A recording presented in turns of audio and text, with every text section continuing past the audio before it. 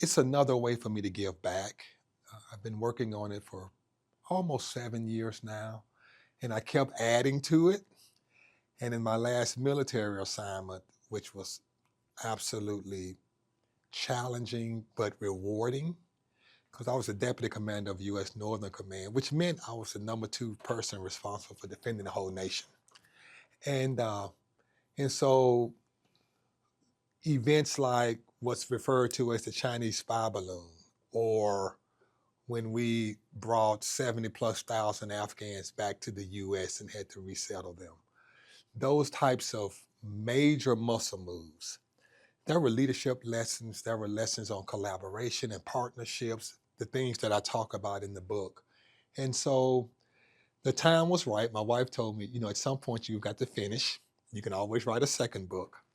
And so we finished it with the retirement last year. And so now it's to see it manifested, to see it hit the market.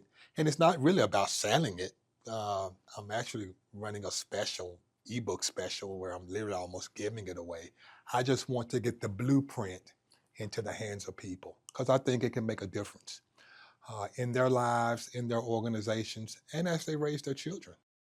The fact that I'm doing what I love, I'm mentoring and developing and speaking and empowering and helping and assisting, and so it's not really a job. It's what I really love to do. And so I'm always on the phone mentoring someone. I'm writing a letter of recommendation for someone.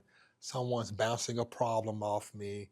A new police chief may reach out and say, "Hey, let me run this by you."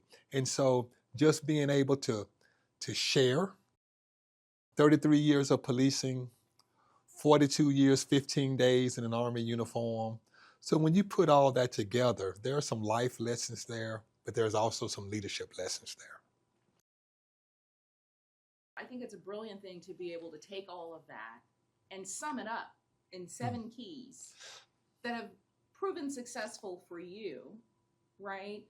Tell me about the 7 keys and how you settled on the principle of 7 keys. Yeah, that was a deep period of reflection and self-introspection for me. How do you narrow it down to 7? And as I look at those 7, I think through the power of prayer, we nailed it pretty well because there's a chapter on integrity. Well, if people don't trust you, they're not going to follow you. So that's one of the foundational principles of leadership. There's a chapter on excellence, which doesn't mean being perfect, but it does mean giving your best and having a standard. There's a chapter on humility. I think that's a missing factor in society now. It's all about self-promotion. It's all about me, me, me. Whereas as a leader, it's about humility and bringing this team together, and recognizing that there are people in the room that are smarter than you, have more experience than you. So I used to tell my staff quite often, make me smart on this. Here's a 3-star general saying, make me smart. I have, through God's grace, outkicked the coverage. I mean, I've gone much farther than I ever dreamed. When I graduated high school, my dreams were to be a police officer and to join the Army and to marry this sweet, pretty woman who understood me. That was my quote in my yearbook. And so she and I, Miss Edith and I, we've been married 40 years now this year. And when it comes to the Army, I never dreamed I would be the first 3-star African-American general in the history of the Army Reserve. It's only been around over 100 years. And so I'm the first and only one at this point. And that's because people saw something in me. They saw potential. They helped me. They challenged me. They mentored me.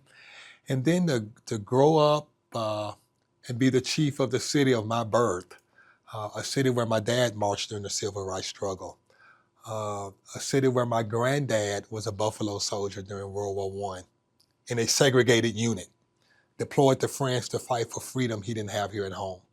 And so I stand on their shoulders, and so many like them who love this country and served it and with excellence and integrity. My granddad's service papers, where it asks about character, there's one word that says excellent. And I have a copy of that paper. And so that just motivates me that if they could stand during those darkest days and still be people of integrity, people of character, what's preventing us today? And so I've gone much farther than I ever dreamed. And that's one of the motivations to really give back.